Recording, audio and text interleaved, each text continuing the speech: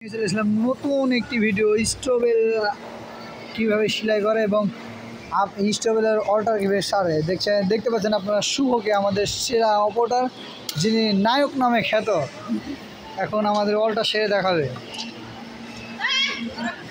এই যে আবার দেখুন অল্টারটা দেখাও আগে অল্টার এই যে অল্টার এই যে ফ্যানটা গ্যাপ গেছে এটা সুন্দরভাবে মিলিয়ে দেবে আমাদের শুভ নায়ক এই যে শুভ।